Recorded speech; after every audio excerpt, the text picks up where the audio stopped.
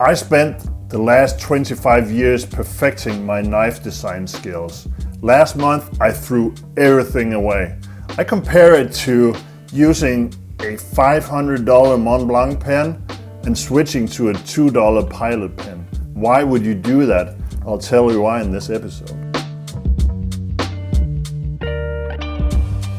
For the last 25 years I've been using a software called Rhino 3D to do all my 3D modeling, all my design sketches in CAD. Throughout the years, I've perfected my skill set as a knife designer in Rhino, and I love that program. One thing that we discovered when I started hiring people to work in Anso of Denmark was that it's not the ideal software for programming for CNC machining. That's when we changed to SolidWorks, but I never got the hang of using SolidWorks. SolidWorks is kind of an engineer program, engineer software, and I'm a creative person and I never got it. That's why I stuck with Rhino. But I just kind of felt that I left something behind.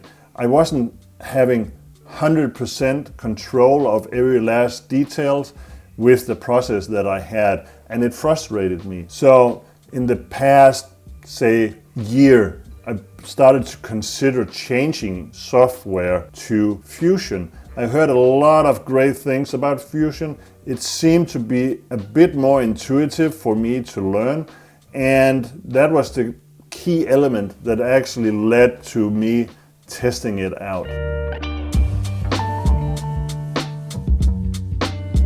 One of the things that I didn't enjoy about me working in Rhino and my team working in SolidWorks was 5 years ago, I kind of stopped 3D modeling. I would take a sketch on paper into Rhino, make a 2D drawing in a CAD program, then hand that sketch over to my team with full instruction on how I wanted it modeled. And it worked great.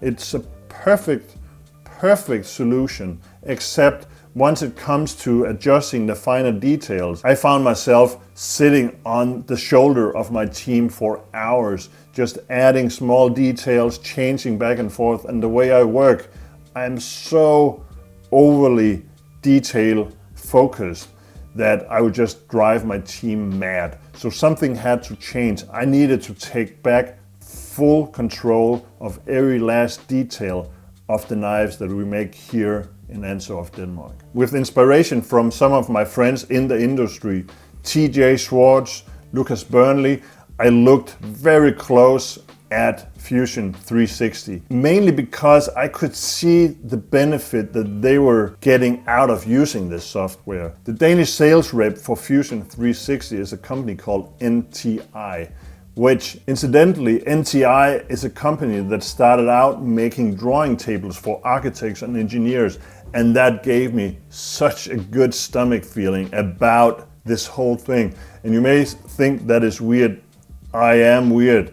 I'm a creative person. I take irrational decision based on things that is probably a little different than you would. So the fact that the sales rep's whole company was based around creating drawing tables half a decade ago or more, that just spoke to me. So what we've actually been doing for the past 6 months is preparing to make a full shift. The full team is taking a shift from me from Rhino and the team from SolidWorks into Fusion. This whole journey started out 3 months ago, where I took a 2-day training class in beginners Fusion 360, and I started getting the hang of it very slowly. Then we had the sales rep put together a 3-day advanced course that me and the rest of the team took part of in order to bring our skill set up to par where it needs to be and where it is today with SolidWorks and Rhino. And actually only on the very last day, in the very last hour of the 5-day training, I realized I would be able to do a full shift from Rhino to Fusion. In the end, it all came down to one single feature. Was Fusion able to do this or not? This was high stakes. If I could do this single little operation in Fusion, I was sold. I could make a complete cut from drawing in Rhino, designing in Rhino, to completely switching to Fusion. They had never gotten that question before. Actually, I think I might be the only one in the world doing exactly that. And I base my entire success around my process, and I want my software to adapt to my process and not the other way around. The price difference between Rhino and Fusion wasn't all that significant. Actually, Fusion is a little bit cheaper than Rhino, but compared to SolidWorks, it's massive. I have 2 licenses for SolidWorks and it's about $15,000 per license. With Fusion, it's $700 per license. That's exactly what I mean about a $500 pen and a $2 pen. I will use the one that makes the most sense to me. Here, price is not the relevance here. If a much more expensive software was the one that made the most sense, I would have used that. Again, I need my tools to adapt to my techniques, to my strategy, to my process. The fact that the software that we are starting to use now is much less expensive is a bonus. It also shows that you don't always have to judge something from how expensive it is. Basically, I never got the hang of using a very expensive software, and it turned out that the much lesser expensive software was much better, at least for me. It's been a while since we've been down here. It's been a long time since we've been in here, and I have a feeling it might change within the next couple of shoots, but this is what I wanted to show you. This is my much beloved Maximizer. This is one of the coolest machines out there. This is a belt grinder made by Hardcore called the Maximizer, and it's a fantastic machine that will do so many different things, and you can turn it upside down, you can swivel it around, you can work on 5 different areas here. And then I have this machine that I built 20 years ago, and you would think that horizontal grinder is a horizontal grinder and that buying a $7,000 machine would make this one that I built out of scraps and bits and pieces obsolete, but it hasn't. This is still my favorite machine for certain tasks, and this is for different tasks. And it's not just a matter of nostalgia. Sure, I built it and I love it. It's ugly as sin, but it functions so well. It's fast. Let's change the wheel to a different size here. That is one of the things that I absolutely love about this machine. It's super fast, it's intuitive. I can put a platen on it and it just works. This one, it's slow, and let's change the belt on this one. I can show you. Because of all the cool functions it has, it's also somewhat slow to change belt on. You have to make sure everything is fitted correctly before you start.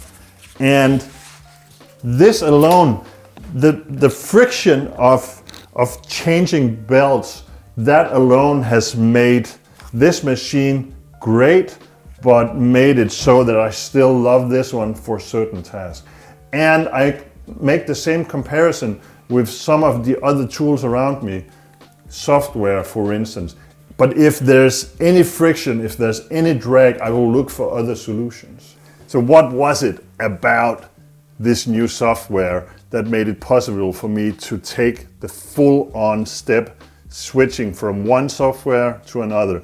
It's actually easier if I show you. So in order to explain this fully, I'm just gonna take a few seconds to explain exactly how Fusion works. I've always been drawing in 2D on paper, and with Rhino. So out comes a drawing that I can work on. It's exactly the same in Fusion. We have a 2D drawing. As you can see, it's completely flat, but this 2D drawing becomes a three-dimensional object.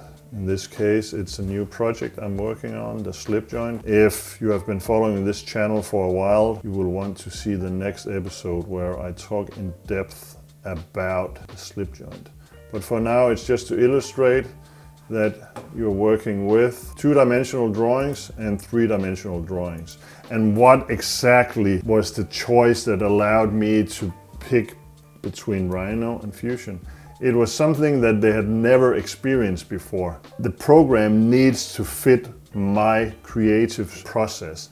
And that is, I need to print the 2D sketch out on paper so I can start working on a CAD drawing with my pen. How ridiculous is that? I even like to guess that I might be the only person in the world who works as backwards as that. But this was what it took. If Fusion couldn't do exactly this, I couldn't use it.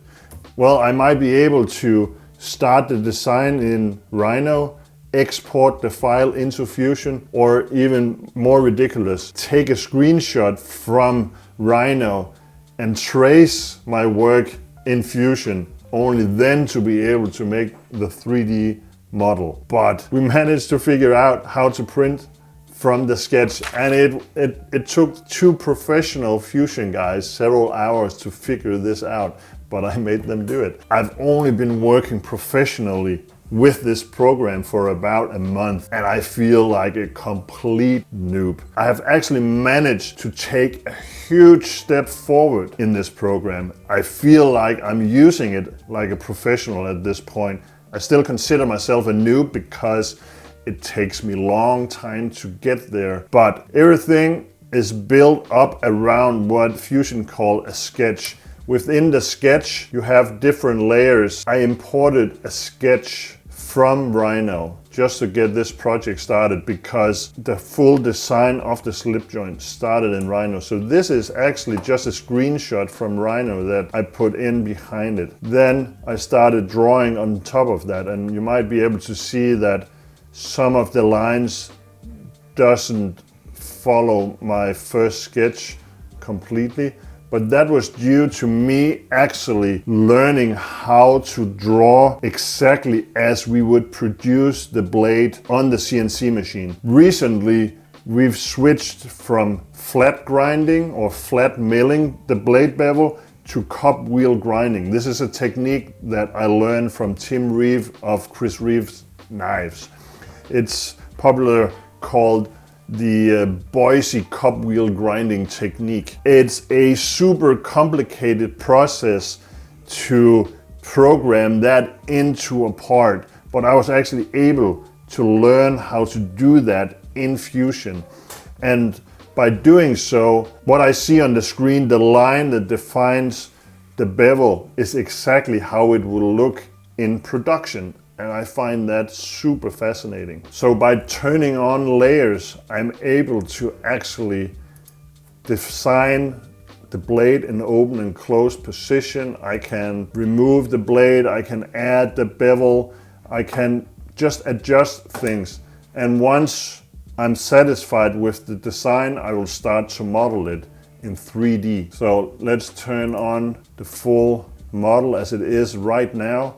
Now I'm still designing, and that is the change from my previous process to this new process, is that I'm making decisions as I'm 3D modeling it. With my old process, I would fully, completely design the knife in 2D, have a full visual idea of how it should look in 3D in a physical knife, and then try to explain that to my team so they could interpret their understanding of what I was explaining to them into a 3D drawing. So cutting that step has just meant a complete change of my creative process, but in a way that will allow me to evolve and evolve and evolve.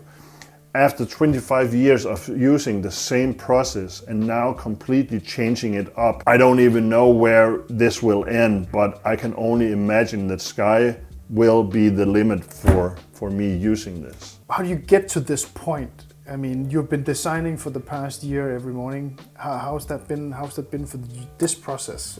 So what I did was I learned from the success of dedicating myself fully into something new. What I did last year was I cut out a time slot of each and every day where I would do design work, hand sketching for 90 minutes every single morning, every single day. I took the same approach on learning this new software, so I've been spending about 2 hours every single day just diving straight into what I can only describe as being a complete noob and trying to work myself out of that hole. So I have been dedicating myself to working with this new software every single day for 90 days. And it's really been paying off. So what has this dedication meant to my process? Well, I can illustrate it very, very clearly.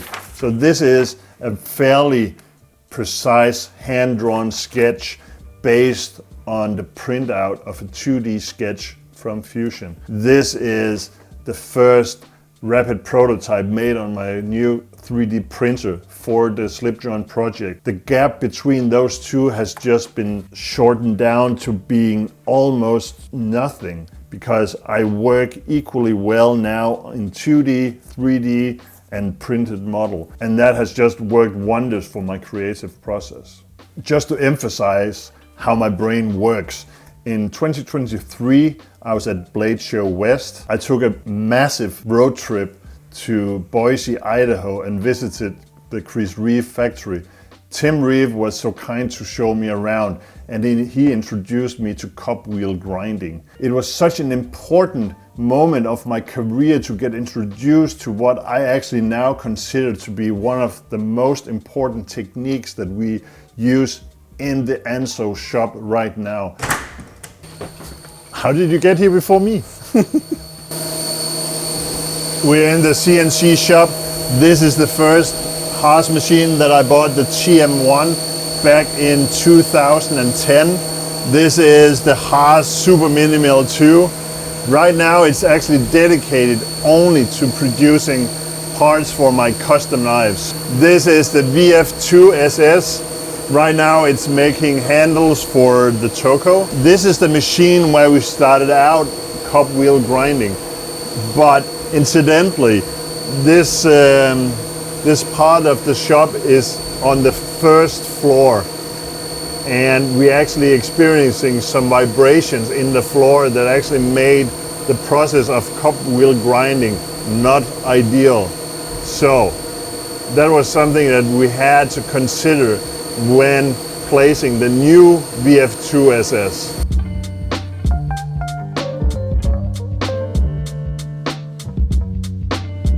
We're in the new shop expansion here.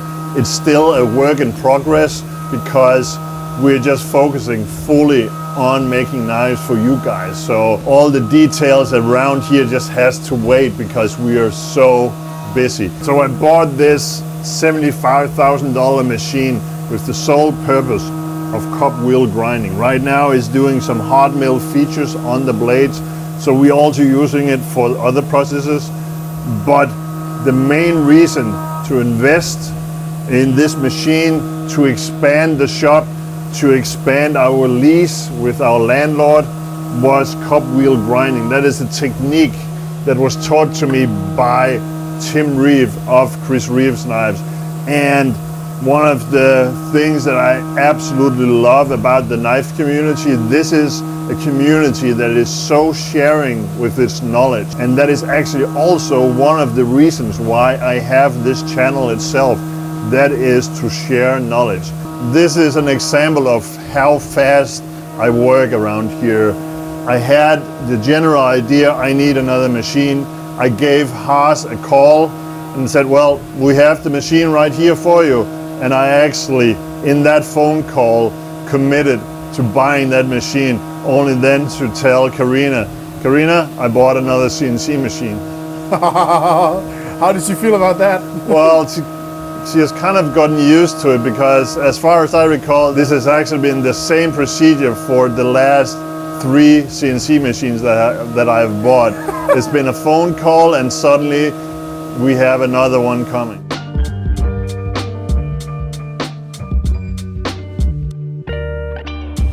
These past 3 months trying to learn a new CAD software was something that I never imagined so far into my career. 25 years into my professional career as a knife maker and knife designer. I never thought I would be at a point where I had to learn a new CAD software. It's been an extreme steep learning curve, but now 3 months into the process, I've seen what daily dedication to actually just doing it, accepting to be bad at something. I actually think that this has been the hardest thing in the whole process, accepting that I suck. How do you do that? How do you actually try and figure out how to learn something new? That is by accepting to suck at something. And on that note, I really hope you enjoyed this episode. Maybe I even inspired you to learn something for yourself. In any case, let me know in the comments how you like this episode. If you have any questions, let me know. I will answer everything. If you haven't subscribed so far, what are you doing with your life? Subscribe right now. And until next time, see you later.